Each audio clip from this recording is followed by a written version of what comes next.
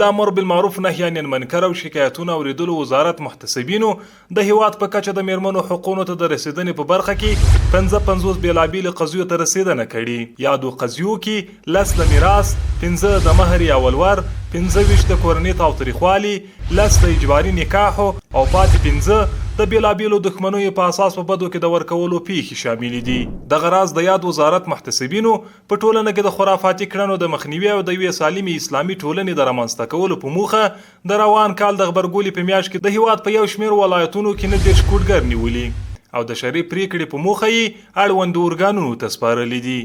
ورته مهال د دې وزارت محتسبینو د هیواد په ټولو ولایتونو کې د یو سالم اقتصادي نظام د رامنځته کولو، نرخونو کنټرول، تاریخ تیرو موادو له منځه وړلو،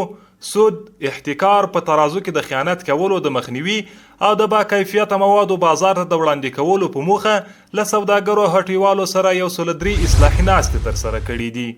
او لسګونه کیلوګرامه تاریخ تیر خوراکي او غیر خوراکي توکي له منځه وړي دي. همدارنګه د امر بالمعروف نهي عن المنکر او شکایتونه اوریدلو وزارت محتسبینو د یووالي، قومي او ژبنیو تعصباتو د مخنیوي او د دښمنیو یو اویا قضیې حل کړي دي چې د جملې 21 قومي دښمنۍ پر دوستۍ بدلې کړي او پاتې 50 بیلابیلې وړې او لویې دښمنۍ حل شوي دي. د یادولو ده چې د یاد وزارت محتسبینو د روان 1404 کال د جوزا په میاشت کې د هیواد په ټولو ولایتونو کې له قومي مخورو، دیني عالمانو او ځوانانو سره د اسلامي کلتور د عامولو، ناوړه دودونو د مخنیوي، عامه ذهنیت د سمون او د اسلامي ارزښتونو د ساتنې په موخه 300 بیلابیلې اصلاحي ناستې ترسره کړي دي. مولاي صل